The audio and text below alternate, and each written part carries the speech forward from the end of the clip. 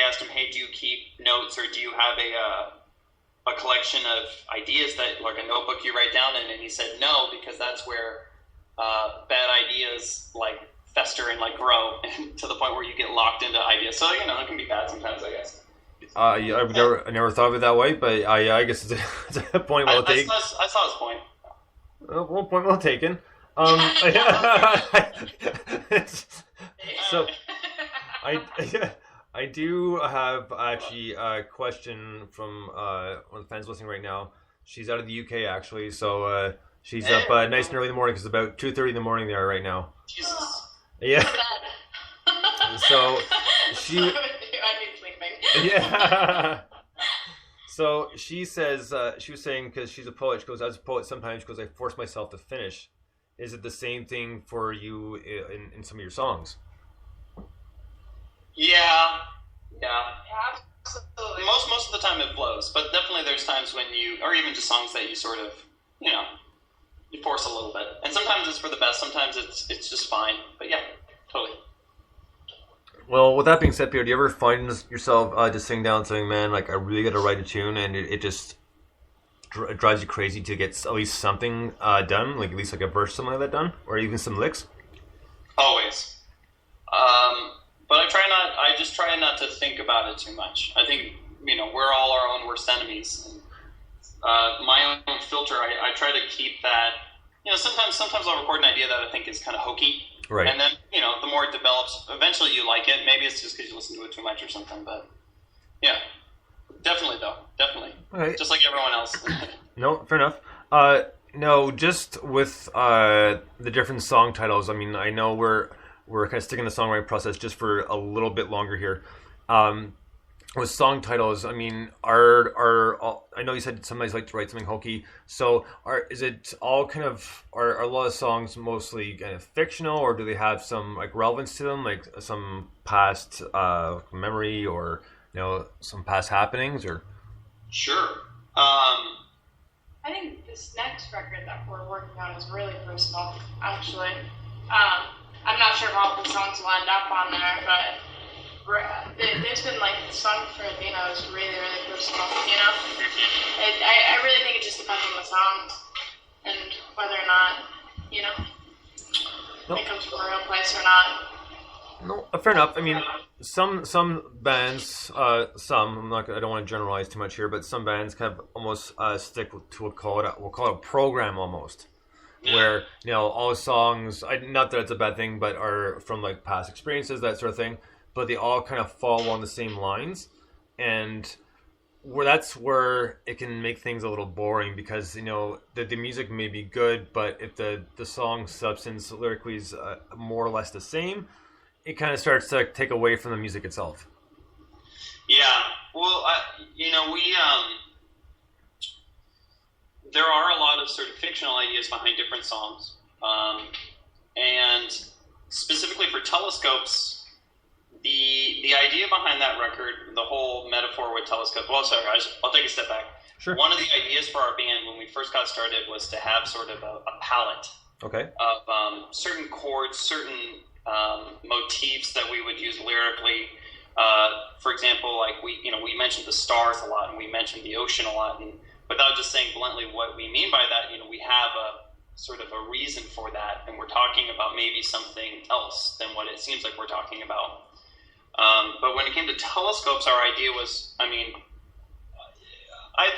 lot of our lives is working on the band and sort of pursuing music as a career. And in a lot of ways, Telescopes was about us searching for that something and working towards that something.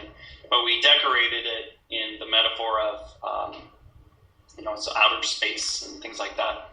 And that's sort of what that record to us represents is the search and struggling to find something. And I think I went back when I did finally go back and listen to the record again. I realized 3 of the songs are that exact metaphor. I sort of hit myself in the head for that. I was like, oh, but and our next record is less about that and more about having found yourself in life and just thinking about, hey, we're all gonna leave this earth someday, so how do you live your life? Yeah. That's awesome. Like that's excuse me. I never would have picked that out for sure. Yeah. I mean, good. Yeah. Yeah. So just before I get to the next question here, guys, a picture was posted and it says, "Tell Polaris Rose that Shannon, Andy, and Dahlia said hi from Austin, Texas, and we love them." We love them too. It's that Delilah's a cutie pie. She's probably the sweetest little girl ever. Did you see that picture though? A bunch of weirdos. No, I didn't see the picture. Was it a bad picture? Oh, it was awful. Well, car selfie, right? So. Yeah. No, I haven't seen a picture. I'm just teasing them. So, a little side. Oh, sorry. No, I was gonna get. I got sidetracked. I just wanted to make sure I told you guys that, so I didn't want to let that go. That's why I was kind of made the first order of business after the last question. So, you said, are you guys already working on the new album currently, or? Oh yeah, it's been. We demoed probably another. It was 33. 33 songs. We demoed 33 songs, and we've actually already tracked drums. As soon as we're off our call, we're going to track more vocals, and we're sort of proceeding along that and just getting the whole record done. Well, right on. Now, is it going to be another 10 song, or is there more, or is there less, or? 8. There's 8 right now. We'll see where it falls. Come to the end of it, but we hope that all 8 will make it. Now, is there a projected release date, or are you going to just kind of go with it and pretty much when it's done, it's done? That's a great question. It kind of depends on some things that we're waiting on. I think there's a good chance that we'll see it this fall, and if not this fall, this winter. Oh, cool! Right on. Well, most definitely when it comes out, you guys I'd love to have you come back on the show for it. So. Oh yeah, we talked about it. All right. You'll be the first people to get, Brian. You'll get the first copy. Awesome. Like, yeah, that'd be so cool. So excited. Like I said, I've been pumped all day for this interview. I've been like, so we have time for one more song. It was a little golf kind of sarcastic laugh there. I was cheering with you. Yeah. So the next song we're gonna get here to tonight by Polaris Rose is called Cityscapes. Dig this. The city calls to me. She's singing out to me with city lights, and she's beautiful, and I hear her call my name across the vastness of the velvet night. And if I just sing her song, all the satellites will sing along. We should live our lives drinking deeply from a glass of ocean waves. We should live our lives drinking deeply from a glass of ocean waves.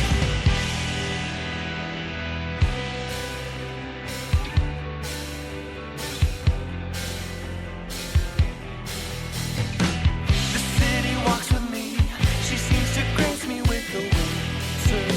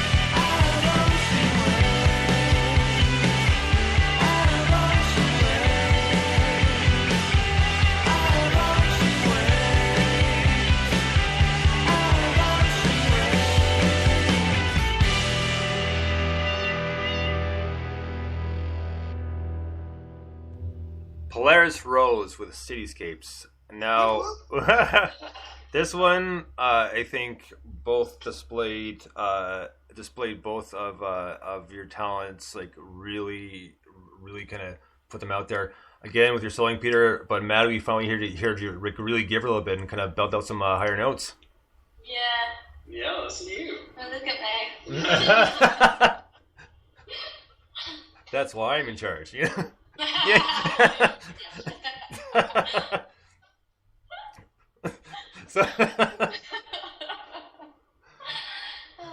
So that's gonna actually lead into my next question for the new album that's being worked on right now. Are there going to be more of that sort of guitar play and like kind of really, I guess we'll say, like really extending your vocal range, or? Yeah, I think we have maybe fewer guitar solos on this next record. Okay. But we're going to record a song tonight that I think is, well, it is my favorite for the new record that Maddie's going to sing. That's just, she's going to kill it. Aw, thanks. It's called That Lonely Road. Yeah. Oh, well, that sounds like it'd be a pretty good tune, actually. Yeah, it's pretty nice. Just title alone, so I could have an idea of what that may sound like, but but Surprise! It's a mariachi band. yeah. So one of the last questions I have for you guys here is, how have you found the social media kind of working for you as far as like just getting yourselves out there and getting just a bigger fan base of people who like just really enjoy the music? We've actually been really lucky. It's been people like yourself, and Nessie, Hot, and Anna, and there's been some great Twitter people out there that really pushed our stuff pretty regularly, and it's been wonderful to like connect with these people and get to know them on a more personal level. And it's just wonderful how great the indie community really is right now, So it's been, we've definitely had our struggles, right. But once one person picks it up, it seems that a lot of people start picking it up because they share it with their friends, and their friends share with their friends, and then all of a sudden we have this crazy following in Norway, and we didn't even know we had it. It's been really exciting to watch it grow. It's definitely been exciting. It's curious too, because we do well on some social media platforms and not others. Right. Yeah, SoundCloud and Twitter seem to be our go-to. SoundCloud especially has been really cool because you can see where the plays are coming from, right, and what parts of the world they're coming from, which it's so crazy. Like, to be like, how did someone in Australia find our music? Like, how did that happen? And it's been fun. It's been fun to watch. Right on. No, and that's definitely the most interesting thing. I remember someone telling me about that. You can tell where people are listening from, and that's gotta be awesome to you guys. Like saying, "Wow, people are thousands of miles away," and yeah, just like you said, man, they somehow came upon this music. But that's the beauty about social media, right? I mean, it has its ups, it has its downs, but no, it is what it is. So we're gonna deal with it. Definitely has its ups and downs. But other than that, guys, we're pretty much out of time, and I want to thank you so much for coming on the show and doing this interview. It's been so much fun. I had a great time, and I can't wait to do it again soon. Well, thank you so much, Brian. It was really great talking with you. It was wonderful. Thank you. Right on. So if you guys just want to hold the line for just a minute here.